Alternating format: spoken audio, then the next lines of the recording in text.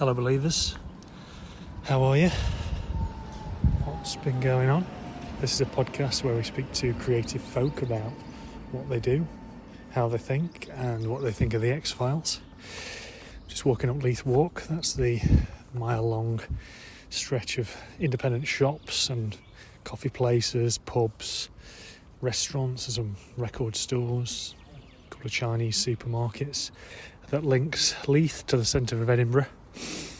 A bit out of breath already actually, which does not bode well for the Loch Ness Marathon, which I've signed up to do in a couple of months on behalf of Sam H, mental health charity.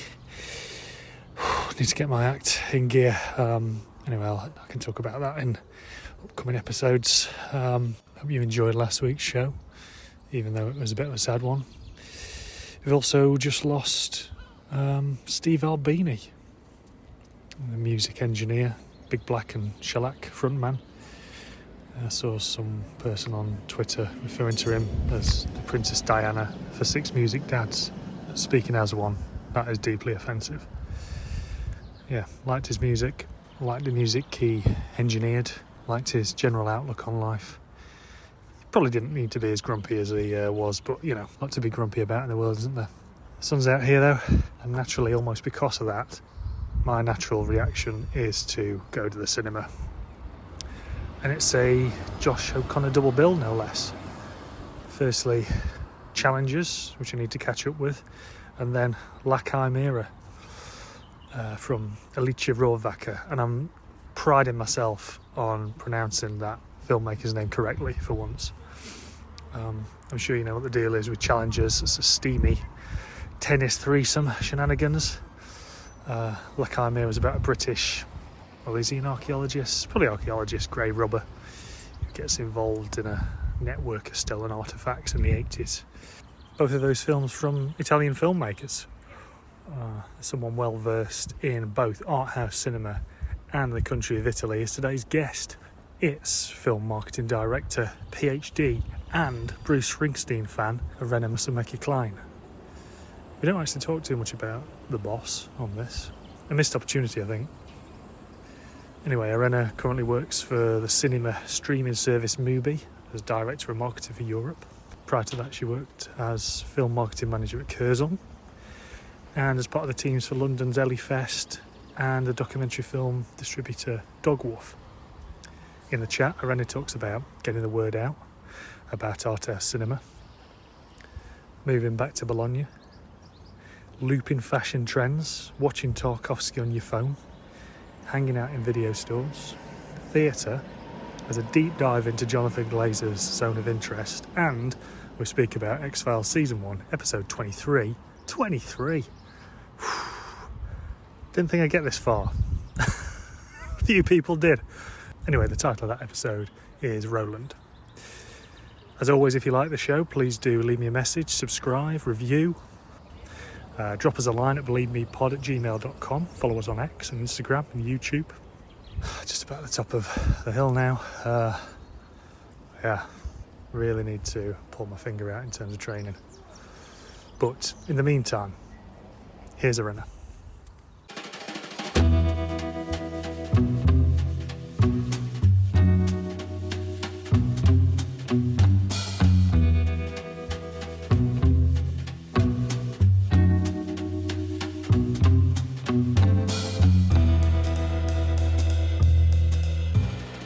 Where are you in Italy then now? I am in Bologna, which is actually my hometown. But as you well know, I have not lived here for a very long time. I was away.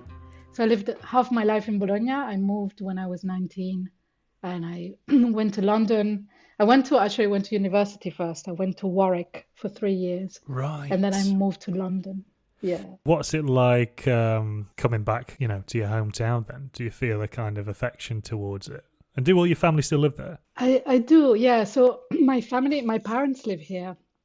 And then we have family all over the place. My brother is actually still in the UK. Right. And then we have various other people all over.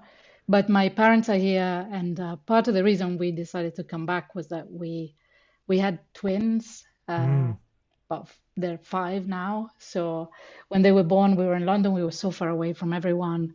And during COVID, it was kind of, a little bit crazy. And we got stuck here. We came Right. here one Christmas to see my parents. And then our flights kept getting cancelled and we got stuck here. And then various things happened at work, which meant I was then working almost fully remotely because I took on a role in Europe as opposed to UK.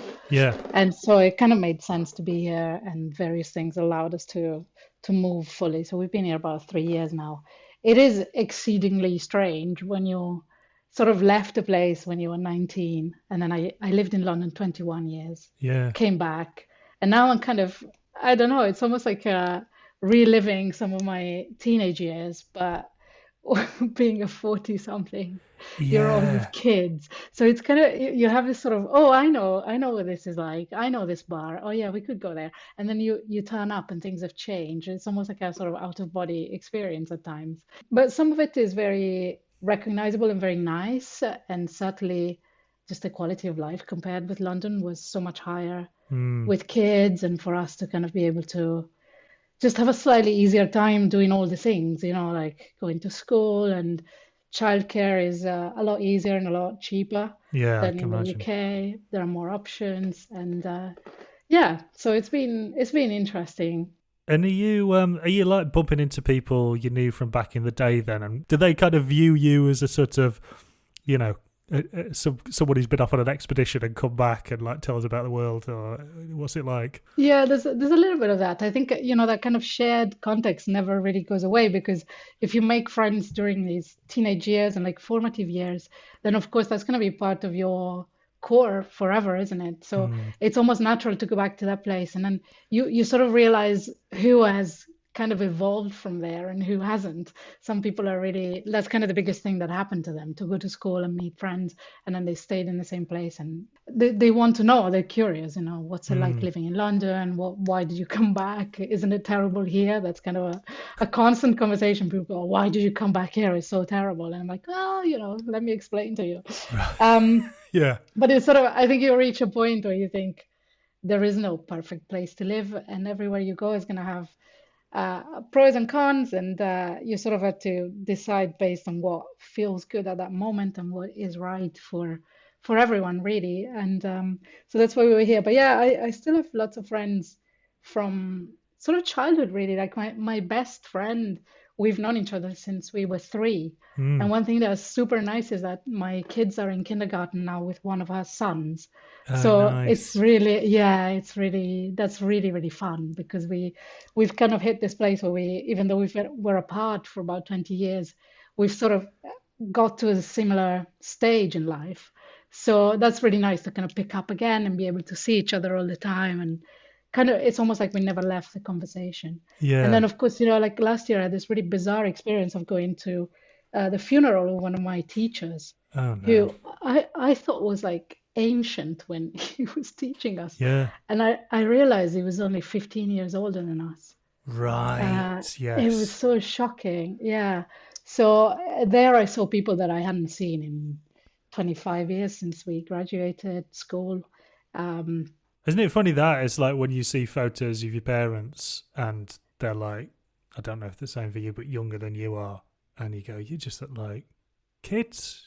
How are yeah. you supposed to raise children? Yeah. I feel that in myself. I don't feel old enough to do it. Well, one thing I've been thinking though is that when I look at photographs of my parents my age, kind of in their 40s, they were dressing like grown-ups. And then if I look at us, like Right. everyone's wearing trainers and jeans. Like essentially, even now that the fashion's come back and it's full 90s. So I have this kind of cognitive dissonance experience. I go to the bars that I used to go to when I was a Yeah. teenager, and people are wearing the exact same stuff. Like they're wearing shell suits and Adidas campus trainers, and it's all like Britpop haircuts again. I think, whoa, what's Yeah. going on? Yes, slightly grey around the temples, but still got the Yeah, Shaun Ryder exactly. haircut. That's funny. Exactly. Or you see like 18, 19-year-olds. Bologna is a big university city, so there's a Mm. lot of sort of students in their early 20s who are dressing exactly as I did when I lived here. So it's Yeah. it's very bizarre. I feel like I'm in some kind of time loop, where I have to go back and repeat experiences and maybe unlock new levels of realization that I've escaped. It's okay. I have my own life now. It's like real life time travel. I always remember this guy I used to know who was a bit of a pest, actually. I don't know. I don't think anything illegal happened, but he always used to say, he used to really like, he was really into nostalgia for his younger years. And he was like, just imagine if you could go back now to when you're 18 years old, you'd be a nightmare, wouldn't you? And I was like, well, you would, mate. I don't know about the rest of us. You know, if you knew everybody who fancied you, and if you knew this person didn't like you and all that. And I was like, yeah, I suppose that's in his mind. That's his sort of time travel that he's doing day in, day out. Yeah. I think he's also the sort of person who would used to write on their CV under hobbies. He'd put reminiscing with friends as a hobby. I used to love that. I would put that myself. That's brilliant. Yeah. I mean, there's people who've made a career of that. Like, think of Proust. It's This is why you're on here, for a Proust reference. You've not had one before. No, it's gonna really the brow is gonna rise. It's gonna be. I love that.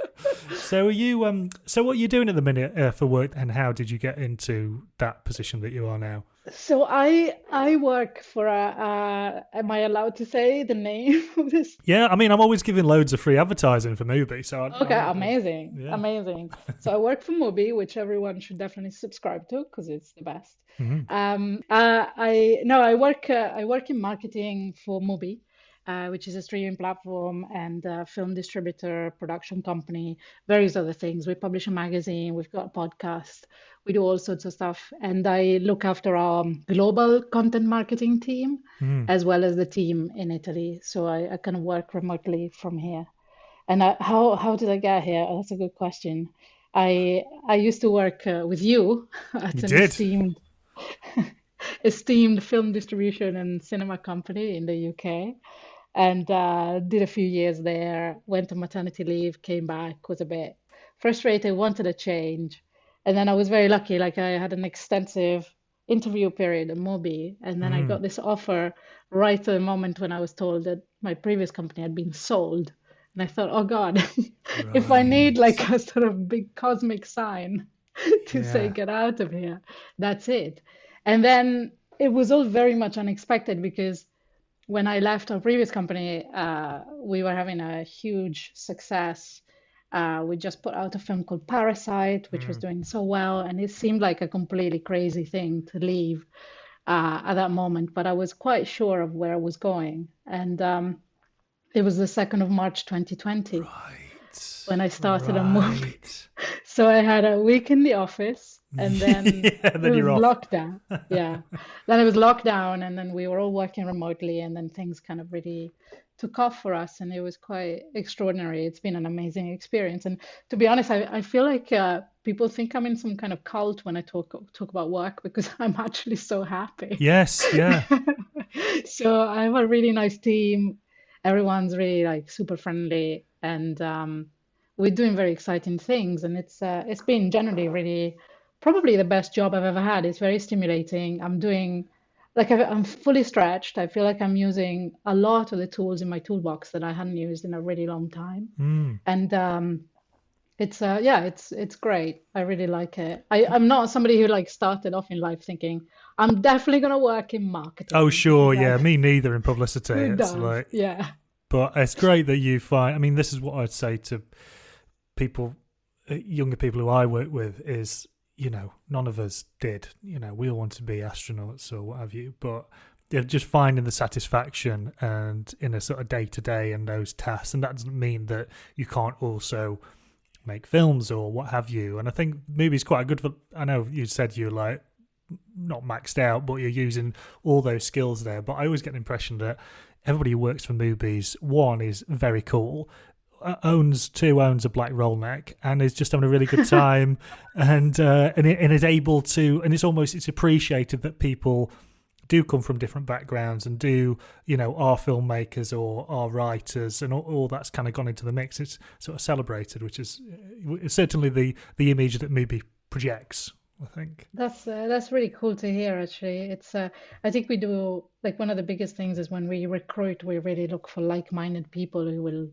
really like put their energy and creative input into what we do. Mm, And it's really fantastic. It's a place where there's also a lot of opportunity to put that to good use, which is not true of every film company that I've ever worked for.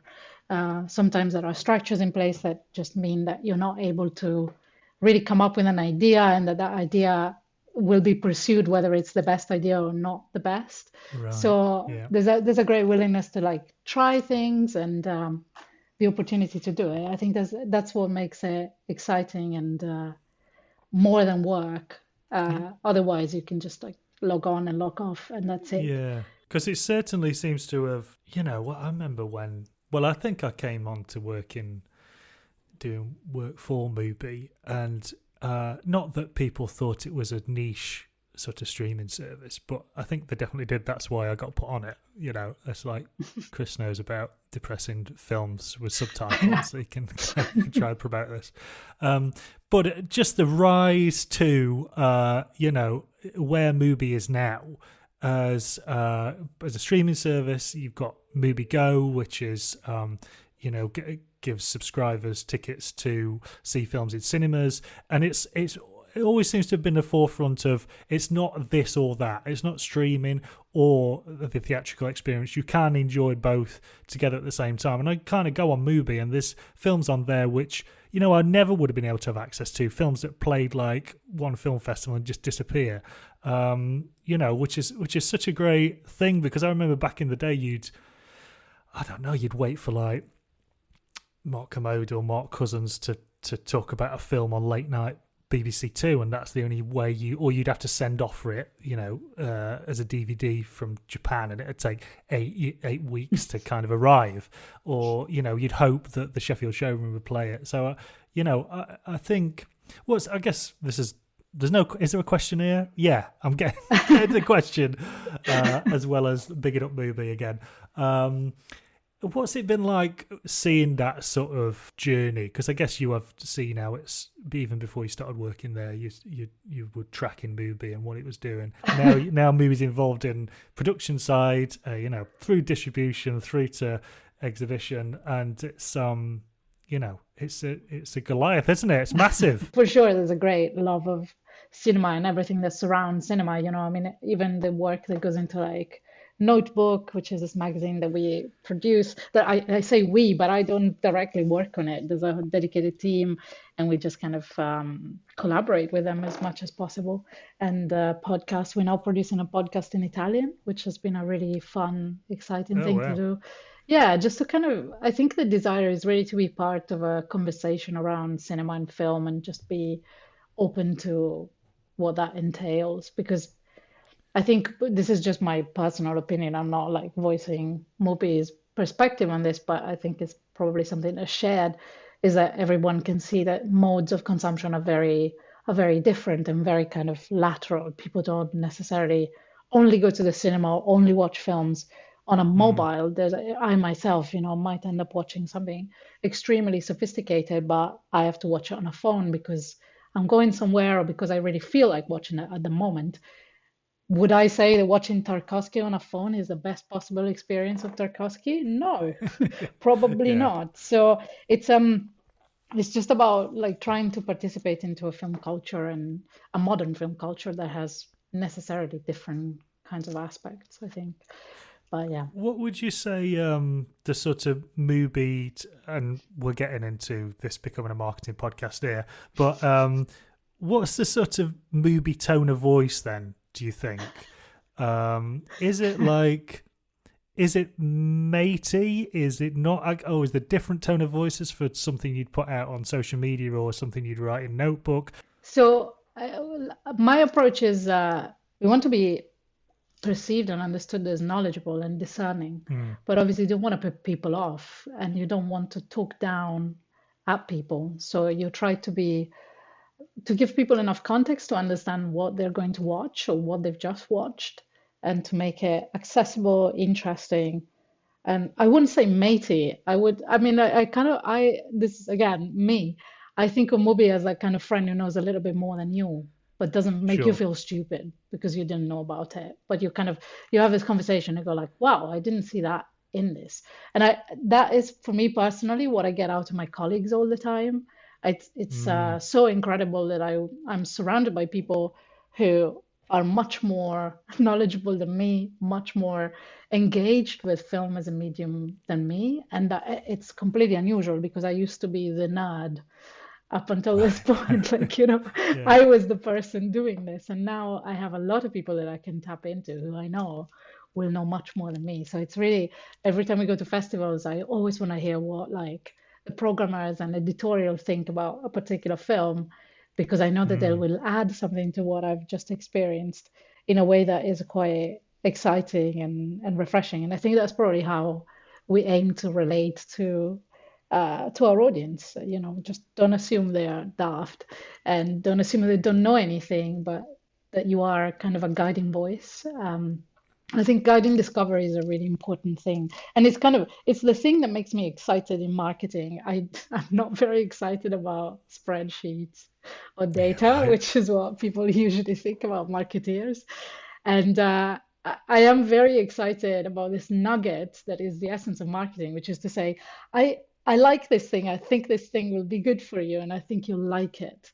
Why don't you try it out? And that gives me such great satisfaction when I can recommend a film and somebody goes to watch it and then they say to me, "Oh my God, I really enjoyed it. This was really for me at that moment." And it's also like, personally, I always start from the assumption that there is an audience for every film. I try not to look down on anything. I have my own personal taste, but that's not the guiding principle of the work that we do as marketeers. It's not to say, I work for MUBI because I like all the films that are on MUBI. I know there's an audience for all films, and it's about trying to find the right audience. So if you start from that Mm. perspective, then it's difficult to like sneer at things. Obviously I don't particularly like stuff like superhero films, but I definitely understand how they work, why people look out for them, and how to speak that language. It may not be my preference, but it's that's the challenge of the job. So it's very exciting to be in an environment where that is the guiding principle, I think. I guess that's certainly what I get from it, and also a kind of this is a phrase I've used before on the podcast, and no one's called me a wanker yet. Like being a kind of omnivore about films, where it's just a good film, and I know that's maybe a phrase that movies used in the past, just good films, but it could be, like you say, it could be a Tarkovsky film, or it could be I don't know, some Toxic Avenger or something. But there's a way to look at films, and there's a way to find something in each film to sort of get excited about. And I never feel as though movies sort of talking down to me is that thing that you say. It's like a friendly, knowledgeable. Because there's no video shops anymore. And I remember going into another guest we got coming up on the podcast, who actually, Michael Garrad, used to work at Close Up video shop in London. Yeah. And I'd go in, and I'd really respected his opinion, and he would I'd say, well, I like this, Michael, what else is there that I can check out? And I really sort of missed that, so it was either him or, like I say, Mark Cousins on late night TV. So again, I hate this term curation, but there's definitely, I feel like there's a gap for that, and that's the gap sort of movie fills. It's funny you mentioned that, because that's actually one of the reasons why I got into film was that I had this circle of friends, and there was one particular friend who is now the husband of the best friend I was talking about earlier, Right. whose name is Tommy. And Tommy and his friend Carlo used to run a video store, and that was exactly like where we hung out on a Saturday afternoon. They would have the afternoon shift, and then we go and pick up some films, and then we ran this like film club where we'd watch things that were extremely like up their noses, very much like, yeah, we'll watch a whole Fritz Lang retrospective and talk about it. And we were 14, 15 years old. So we were all Yeah. like dissecting the construction of various Fritz Lang films. But I still remember watching M. Yeah. Fritz Lang's M. It's one of the first films that I watched thinking, wow, this is not simply something that tells a story where you have to figure out, like, is this guy gonna get away with killing all these children? But you're really like, you're placed in a world where sound and vision create this whole atmosphere for you in a way that I'd not Mm, really paid attention to before. So for me, that was really a moment when I thought, this is really the power of cinema. And at the time I was reading to theater, I actually started my, let's call it, creative career, uh, being quite young, and thinking, I was reading to theater. I wanted to be involved in theater. I hated being on stage, right. and I figured out that you could be a director and you could make other people stand on stage for you, but you could sort of tell a story. And I had this like parallel love of film, but I never ever wanted to make films because I thought I Right. just didn't have the technical knowledge or the ability to control all the different elements. There's a great deal of controlling in directors, I think. And Mm. in theater, I felt like I knew the toolbox I was working with, but in cinema, I would have felt way out of my depth. Is that just like the sort of moving parts then, whereas you've got a finite space in theatre to work with? You've got the stage. I know it can move and scenes can change, but it's essentially actors in a blank space and you move them around. Was it the sort of the fact that you've got to think about lighting and you've got to think about a million things that Yeah, kind of put you off that? yeah. I mean, theater today, I think, has a much higher degree of involving many more technical elements. There's a great combination of like video and live action, which you see a lot in, especially European theater. But in Britain, for example, I remember watching works by Katie Mitchell, who does this like Mm. multi-screen live experience type of work, where she even had Foley artists working on the side, and you could see the Foley artists creating all the sounds for what you're watching on stage, which was just unbelievable. And the actors had Mm. various cameras, and it all becomes kind of quite multi-layered. But at the time when I was that young, there was this really like exciting stripped down approach, very much sort of Peter Brook, essential black box Yeah. theater. You work with the actors, you kind of pull out a story and you tell a story. And I felt like this was giving me the ability to command and control what I wanted to achieve as a director. And in film, I thought, I'm never going to be able to understand fully how the camera works, how lighting works, how all of the sort of tricks of the trade that happen in post production. Like, to me, that was just a bit baffling and surprising and magic. And I almost like wanted Mm. it to be, I wanted it to stay magic. I didn't want to know everything about it. I didn't want to be in that position where I would sit down and analyze how it was made as opposed to like enjoy it. Things changed later, because then I did a PhD in film, and then various things happened. But I still don't want to make films. I've never wanted to make Right. films. Yeah. Yeah. The thing I enjoy about films is just watching them, talking about them, and just persuading people to go and watch something that I've enjoyed. To me, is still like the greatest, most rewarding Yeah. pleasure in life, and I'm really enjoying that with the kids. I was going to ask about that. Yeah, and I just yeah. Before we get onto keys, I was just going to make a point about. Yeah, I totally hear that keeping things magic, because I watched again. Here's another plug for MUBI, Fallen Leaves, the Aki Yeah, Kaurismäki film, and I'd seen some of his films before, but I really took notice of how it looks, how it's lit, yeah, the kind of grey pallor, the sort of it's sort of flat and it's not flat. And I thought, and I was looking at who the cinematographer is. I thought, how do they do that? I thought, shall I Google it? Shall I look into how they do it? And I thought, no, let's just keep it as this wonderful magic trick that he's yeah. been able to pull off, and it's just transformative and cosmic and this wonderful. He's like a sorcerer with it. So. I feel that about Roy Anderson. I had this Mm. like almost like childlike fascination for Roy Anderson's films, and then this massive childlike disappointment, like Santa is not real. I would describe it as a moment like that when I realized that it's all shot in this like tiny model set. I had no idea. I'd watched his films for Right. ages, and I was like, this is so amazing. How does he make everything so beige? How does he make everything so precise and so drab, and yet so funny and like poignant and crazy? And then I started reading up about it, and I was like, oh my God, it's a model. So half of me was thinking, this is even more mind blowing. Yes. Just the technicality of it is insane. And God, this person, I just wouldn't want to be in his head, because imagine what lives in his head if he's able to produce that kind of stuff on a model. But then I was also equally like, oh, really? That's how you made it? Okay, that's a bit. I Yeah, yeah. suppose I'll live with this, but it's kind of broken off some of that magic. But I mean, I've got over it. I've loved all of his films Exactly. Yeah, you're back. since anyway. And that amazing, there's that really great documentary about him, which is called, is it called Being Human or something like that? Maybe that's a Oh, I know. Robin Williams. Yeah, that was a Curzon release, wasn't it? I Yeah, never saw that. So Cousin yeah, After I'll have Our to. Time. So Yes, yes, yes. Rudderless, aren't they? Rudderless now. yes. Yeah, without the might of us. So yeah, your kids. So you how much are you kind of curating their taste, and what are they into at the minute?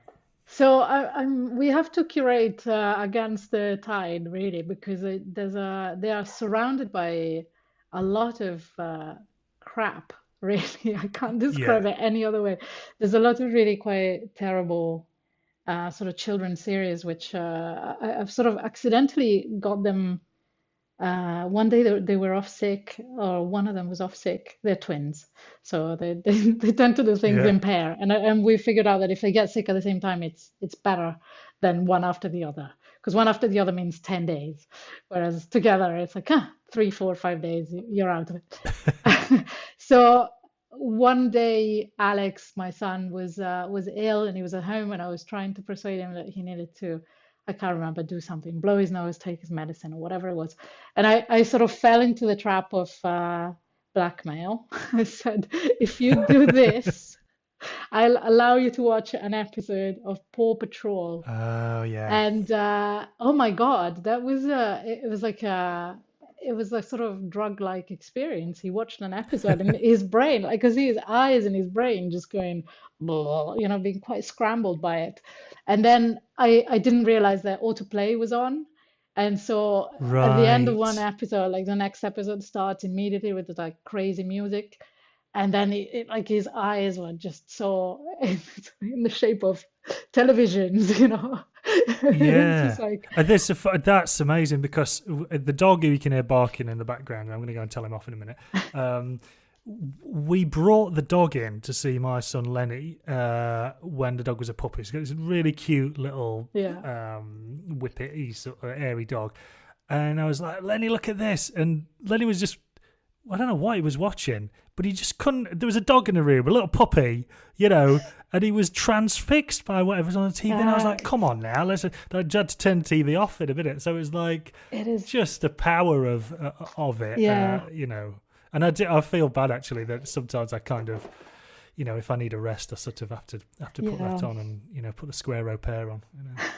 I mean, it is inevitable to rely on the technology that exists. And we've taken the attitude that it's not good to completely ban it. So we had a very kind Yeah, of gradual introduction of video and watching videos and stuff. And I think, you were asking me, do we curate? Yes, we do a lot of that. We try to like expose them to things that are age appropriate, obviously, but also good, like generally good quality. And we tend to have conversations before and after where we'll mm, draw attention to some of the elements. There's always like the story, which obviously is the biggest thing at this age. But then I try to ask them, hey, did you see how that particular bit of the story was told? Did you pay attention to the image moving in this way or the music?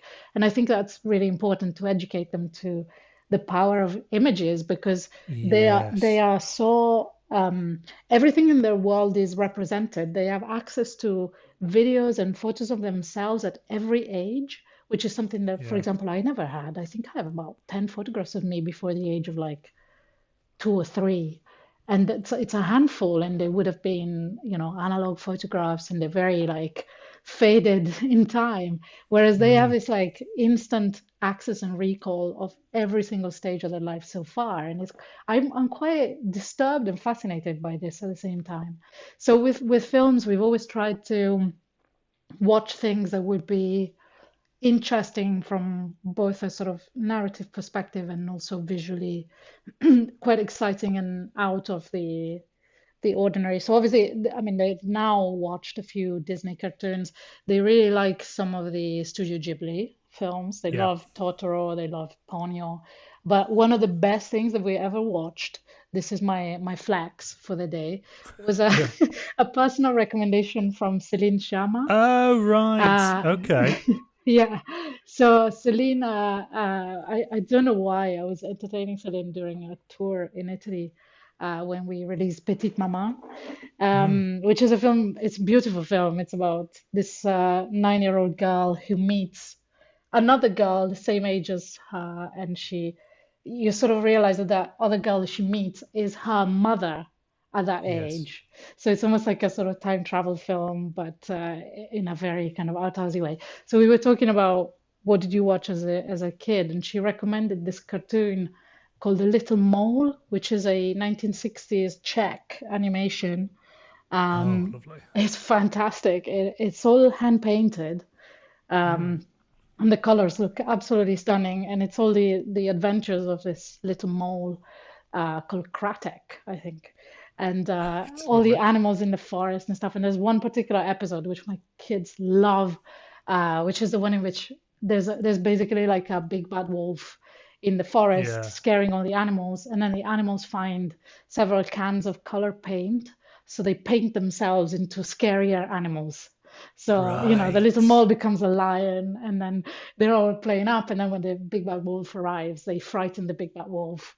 And then the rain comes and it's all washed off, and they're all happy and friendly together. And the big bad wolf has learned the lesson. So it's very kind of like, gentle, but very smart and funny. There's a definite like Eastern European sense of humor about it. And the aesthetic is it's absolutely stunning. And it moves at a different speed. So when you watch like Right. Paw Patrol and stuff, these cartoons are so hyper stimulating, I think, because they just move really, really fast. And that's the Mm. difference between watching hand-drawn animation versus computer generated, I think.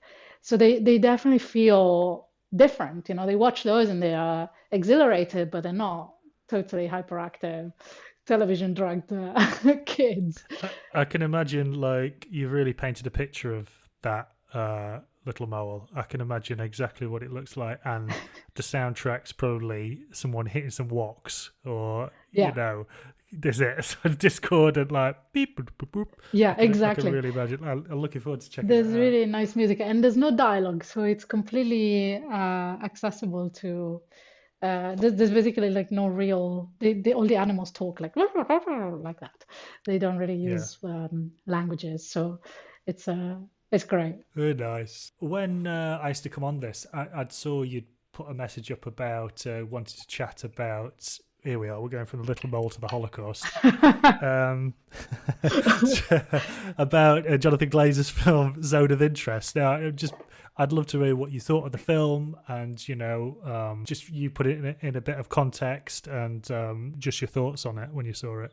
So I saw it actually exactly a month ago now, and I knew kind of what it was about. I've been following Jonathan Glazer for a while. I found his Mm. work already like in the 90s when he was doing a lot of music video stuff. Absolutely amazing. He directed the videos for like Massive Attack, Karma Police, and Jamiroquai? Radio.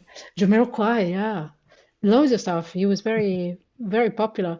And of course, I watched his feature films so far. Under the Skin was the latest. And Mm. so I knew that, for him to decide to make a Holocaust film, it would have to be something quite unusual. Um, and I found the experience incredibly powerful. It's really a film that uses all the tools. Like I was saying earlier, I struggle to comprehend how you could have the comprehensive sort of command of all the different parts of a film. And I'm completely in awe of people who can produce work like this, which is so Yeah. it's simultaneously, it's almost like two films. So you have the film that you see and the film that you hear. The film is about the Huss family, the family of the high commander of the concentration camp of Auschwitz, and it's all set in their house, which is adjacent to the wall. That is the concentration camp wall. And the house was in an area uh, basically right by the barracks where executions happened in the camp. So it would have been a place where if you couldn't see the camp because of this high wall, you could definitely hear it. And in the film, you have this dual experience of being very, very close and stuck with this visual where there's a world that's clearly trying to suppress everything that's beyond that wall, but you hear it.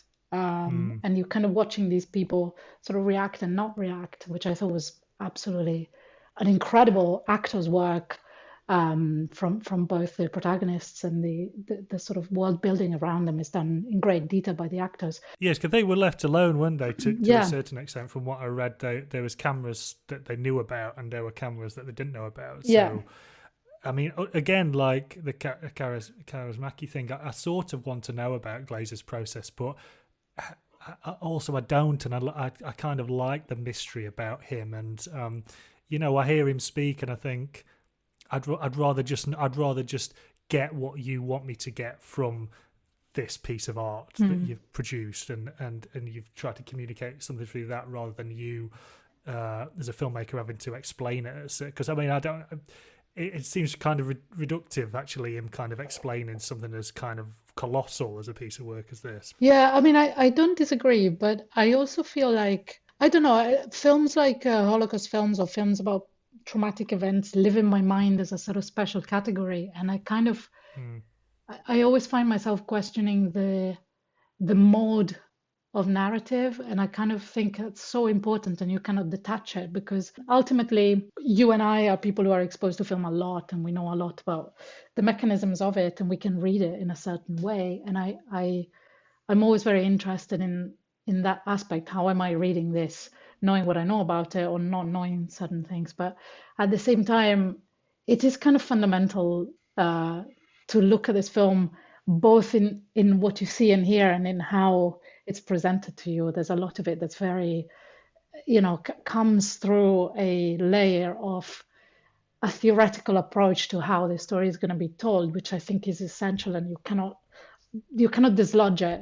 from it, because it starts with this like you don't see anything on screen. The screen is, I actually don't remember, is the screen black or red at the beginning? I think it's black, but then there is a certain point when you get a fade to red in there as well, don't you? Yeah, exactly. And so it's sort of putting you in a position where it's telling you need to pay attention to how I'm telling you the story. And for me, the biggest thing that I got out of it, which is why I found it so powerful and so disturbing, at some point, here we're really getting into spoilers, but there's a scene in which Hess, sort of towards the end of the film, is coming out of this big grand ball that he's gone to, and he's been told, another so many thousand people are going to come into the camp, and you're going to have to kill them all. You're going to have to get rid of it. And to him, this is just like a basic practical problem. How am I going to do it? Which oven am I going to order? How's the train going to get here? So you sort of have this experience of really removing it from the human experience. And then he goes away, leaves the ball, and he's going home or something. And he goes down a staircase, and then at some point he stares into a dark corridor. And then the next shot is Auschwitz today, and you see the glass wall with the glasses and the shoes, and basically the Auschwitz memorial as we know it today. And in that moment, I had a sort of panic. I felt so overwhelmed by that point which we were jumping off. There was horror before the film. There is horror outside the film. There are moments that are possibly on paper more shocking. But at that moment, I really thought, I can't breathe. I'm feeling really terrible. And then I thought long and hard about this moment. And I think the reason why this shocked me more than anything else in the film was that really at that moment, I felt as if the film was telling me, we are looking at this through a glass anyway. Even when we look at the victims, even when we look at this history that's happened, you are sitting in a cinema, looking at a screen, looking at a window, looking at what's actually happened, in the same way as these people are sitting in this house, looking at a wall and not wanting to see or hear, or hearing it and putting it away because it's too much. And I really, at that moment, had a vision of what I was doing just before the screening, which was to look at my Instagram, where I have been, my feed is full of reports from Palestine and just looking at what's happening in the Ukraine. And I just, I thought, I scroll away, I click away all the time because I cannot see this. And I go on with my life exactly as these people do. I found that really powerful. And I think that's probably why the film is so strong today and so kind of hard and tough to watch, because it's really saying, at the end of the day, we are in our comfortable Western homes more like the people who choose not to see and choose not to, and choose to benefit really in some ways from all of this. And that's a pretty tough sort of critical argument to put into a film. And it is so like this is a point where, to me, the medium and the narrative and all of the storytelling kind of conflate. Electrifying, isn't it, as a moment in a film full of, like you say, electrifying moments, that when a lesser filmmaker would have, what would they done? Had Hoss look to camera, implicate you as an audience or something, But to have this, like this flash forward, which it reminded me of, like Nigel Neal's, old sci-fi writer Nigel Neal's work, where he'd written a story back in the day about a family in medieval times who they're haunted by something. They keep seeing these visions, and what are these visions? What are these ghosts? And then it turns out to be it's a future ghost. It's a motorway that they're seeing, wow. like. And I don't think he ever got that film made, but there's a script flying around somewhere. This is what it brought to mind, and then having him vomit as well. I was like, what is he vomiting at there? And is it? I think it's excitement, isn't it? It's not the being overwhelmed of what he's done, because I think he's totally, you go through the film going, are they just compartmentalizing this, and is it admin? And then at one point he says, I'm just looking at this crowd of people and figuring out the quickest way to gas them. Yeah. So it's not it's not that he doesn't care. It's genuine sort of, I don't know. Do you think is it apathy, or is it just, again, reductive to say these people are evil and these people aren't? Or it left me to go away and think that. Yeah, I've read quite a few reviews that obviously quote, the banality of evil in the context of the film, but I really think it's much simpler and more complex than that at the same time. To me, that moment, because he's not vomiting, he's just retching. He can't even get it out. He's beyond human at that point. There's no human left in him. Yeah. There's an impulse, and really, because I was kind of going through this sort of like, oh my god, I can't breathe, am I going to get a panic attack in this moment as well? I really felt this strong, quite repulsive connection with this character at that moment. But I really thought there's nothing left of him. He is just somebody who is in that role and has to operate this and that. And interestingly, that was his entire defense. He wrote a book. Like many of the big Nazi officers had the chance to kind of write down their memoirs, because it was considered to be a sort of way for them to come to terms with what they had done. And of course, the vast majority of them have no sense of guilt whatsoever, because they were either so imbued with the propaganda and the ideology, or so intoxicated. I mean, we now know that they were, most of them, very high all the time, and simply just not experienced guilt.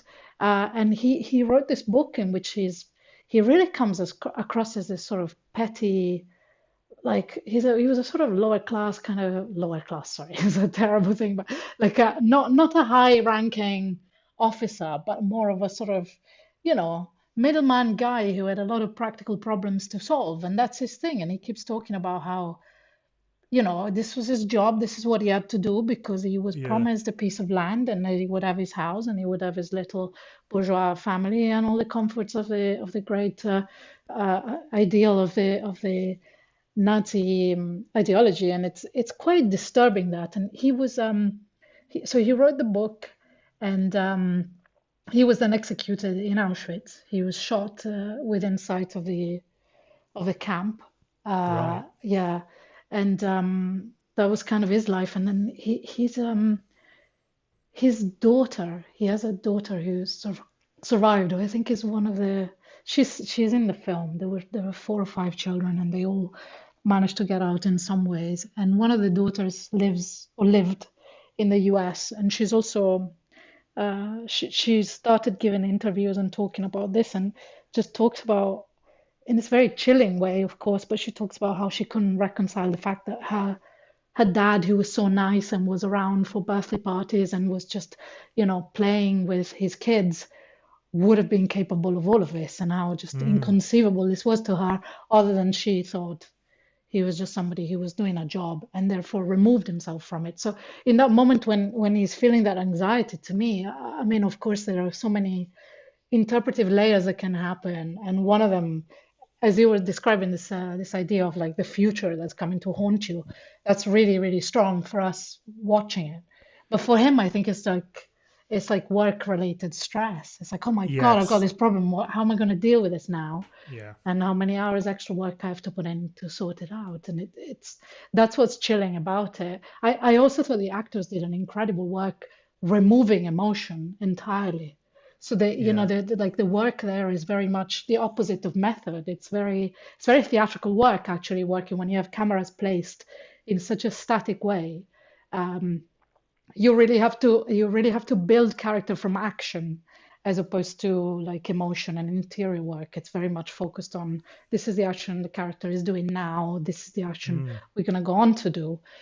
And there are some moments when you sort of register the mildest reaction to some of the shots or some of the stuff that's happening offsite. And those moments, I thought, wow, that's either an actor who's kind of breaking character at a moment, because you cannot not hear it. And then I realized that Yeah. they shot it without hearing it, so it's easier for the actor.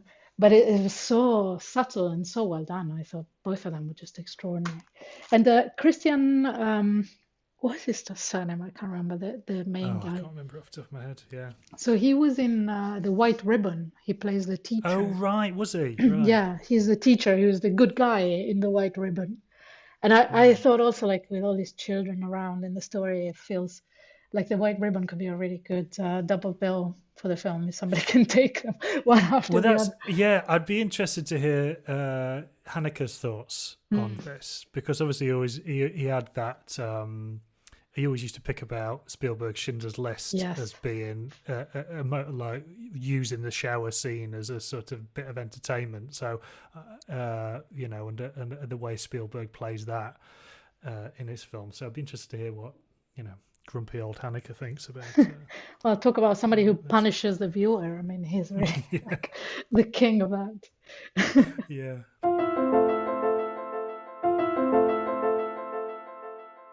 Season 1, episode 23, Roland. And the basic gist of this episode is that Mulder and Scully have to go and investigate a series of murders at this. It's like an aerospace testing facility, I think. And there's a janitor there with learning difficulties who may or may not be responsible. And then we realise as we get into the episode that he's being telepathically controlled by one of the former staffs. He's like a researcher or something like that. What did you think of this episode, and what is your relationship with the X-Files in general? So this is the first episode I have ever watched of the Whoa, X-Files. and I can only apologise. It's well, it was quite interesting because my relationship to the X-Files was that I remember it very, very well from when it Mm, was first aired on TV, and there were two things that I just didn't engage with, both for the same reason at the same time on Italian TV. One was the X-File, and the other was Twin Peaks. And yes, okay, it's yeah. because the music in the trailers that were played on TV, between the ads and stuff, scared the shit out of me. I just, I Yeah. was so scared. I thought, Twin Peaks had this promo trailer which just had the big music, tom tom, wong wong, Yes, and yeah. then a shot of the, Badalamenti's yeah, score. exactly, beautiful. I mean, absolutely stunning. But at the time, I was 14, and there's the camera on the beach and the sea and the trees and whatever, and then you just saw the body on the beach in the plastic bag. Laura Palmer's body. And I thought, oh God, this is a bit too scary. I don't think I can do it. And then I somehow conflated it a bit with the X-Files, where you'd also had the music that was very mysterious and the two of them both quite hot. But I was like, I don't know. This seems like something that I should just stay away from, because who knows what nightmares it's going to give me. And so somehow I've always like stayed away. And I know how iconic and brilliant some of it is. This episode, maybe not so much, possibly not the best, finest work. But yeah, it felt like a little bit like sort of B-movie quality, like from the premise that, yeah, they're working in this lab and you don't quite know what it is, but there's a jet engine and they need to crack Mach 15 energy, speed or whatever it was. You're kind of like, what are they doing exactly? And then the character of Roland was a bit questionable in terms of representation. Yeah. And they were, I think they were actually at the time very proud of how that actor portrayed someone, with learning difficulties. And now, I mean, Channel 4, I watch this on 4Player, they do run a trigger warning beforehand to say, antiquated views. I mean, there's a lot of antiquated views across the entirety of the X-Files. Even in this episode, it's like Scully has to explain what an identical twin is at one point. Yes. So it's like, that's the kind of base level of like, let's not take anything for granted. As the mother of twins, that was a very interesting aspect, that they explained basically that an identical twin is some kind of strange mutation that's not altogether good, and it means one of the twins is a bit, has difficulties and the other one's a genius, and so therefore they are completely interlinked. There's a lot of mysterious stuff around twins, and people are always asking me weird questions about my twins. And always like, do they speak a special language? Do they talk to you in a voice that you don't understand? And I'm like, well, I would worry about demonic possession at that point rather than twins. But yeah, that part was very funny. I also like the idea of like the cryogenically frozen brain that is still functioning, because this guy is so smart and is controlling the brain of his twin. Is pretty. Yeah, that's sort of quite Dennis Potter, isn't it? Very, that sort of cold Lazarus. It's I like how sort of X-Files sort of picks and chooses its influences like that. Because maybe like it thinks no one knows, so that we know what you're doing here. But to go back to the representation of Roland, I mean, this came out, I think it was 93, right? So it's only a few years after Rain Man. And Rain Man at the time felt like this really like positive representation of mental illness and a really kind of progressive depiction of autism. And I think for many, many years, people my generation had a feeling that that's what autism was, that you could like, count. At some point, Roland like randomly starts counting the stars on Scully's shirt or something, and then he's writing numbers, and then the numbers that he's writing down turn out to be the password to entering the computer that unlocks the key to everything. I mean, it all hangs together quite cleverly. It's dated, but it's sort of, it's doing all the bits, not particularly well, but it's doing them. Yeah, they sort of, it's almost like blink and you'll miss the plot. Yeah. It's just like, where are we going to get from A to B?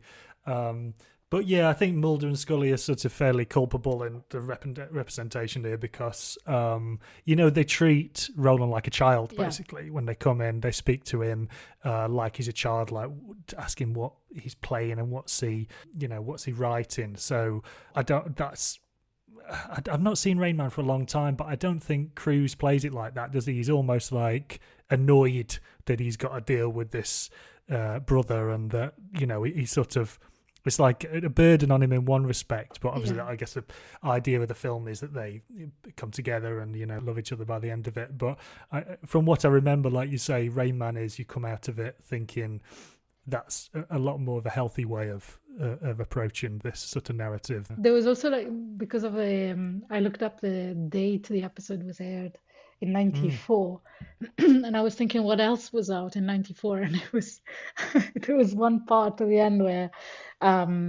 the scientist twin, the one whose brain is cryogenically frozen, but he was manipulating Roland. At some point, he speaks through Roland and he says, "You took my work," to the body guy. Yeah. And that it just brought me back to Kenneth Branagh's Frankenstein. Oh, good one. With Robert De Niro, who's kind of going, "You did this," like super hammy performance. I forgot to write down that you're a massive Kenny fan. And I totally forgot that.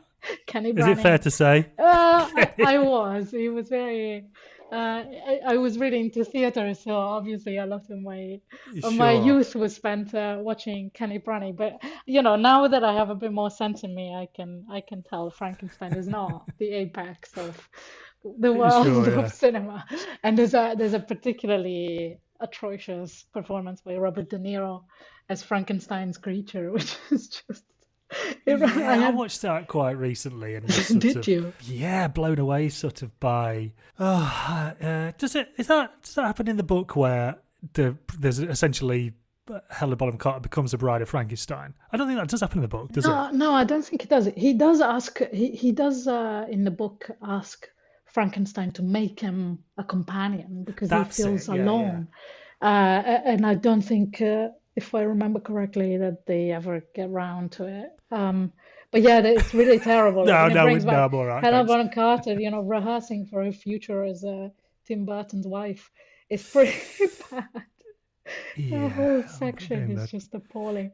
But there is a really awful bit where there's Richard Briers, who plays this like blind beggar, blind person who lives like outside of the confines of society, and he meets the creature. The creature's like living alone in the woods, and he's hungry and he needs help. And this blind man, because he can't see him, so he's good, so he helps him.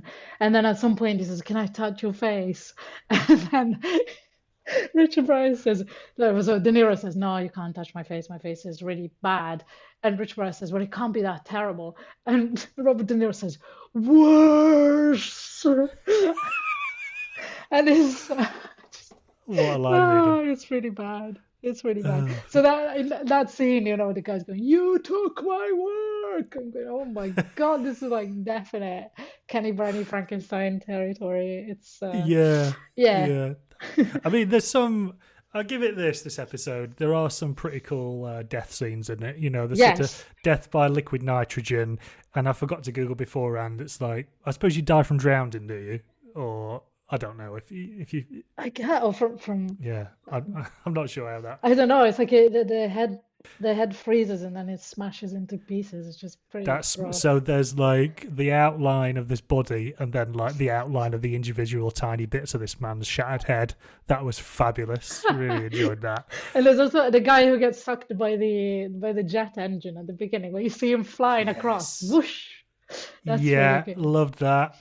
And I mean, I've said this before on the pod, but it's a shame that they don't just have like one handwriting expert or one like person who's like the Q who they go to. And the lone goodmen are sort of later on the sort of three nerds who are friends with Mulder. They fit that role a little bit, but every episode we have a different person looking at a screen.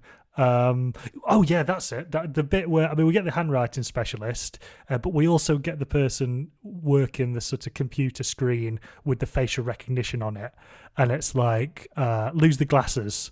He says at one point, brilliant. And it's like put a beard on it or something like that, and it's like really wonderful 90s tech, it's clearly just a different photograph they put in that, and they've got Roland's face by the end of it. Yeah, I enjoyed that. Absolutely. And I enjoyed the kind of the way to get into a high security science storage facility is just basically wrapping a credit card in foil. That was pretty good. Just scan yourself in. That was an amazing trick, I thought. Really clever.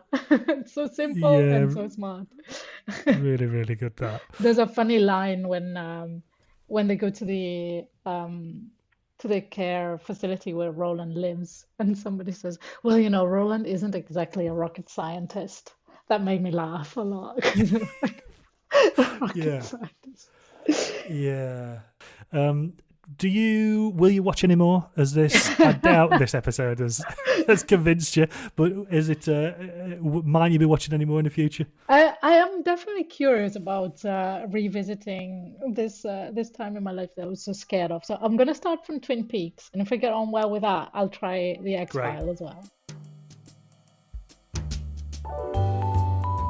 Believe Me is written and edited by me, Chris Boyd, with production support from Steve Marshall. The music is by Johnny Boyle, and our logo is by Russ Brown. See you out there next time.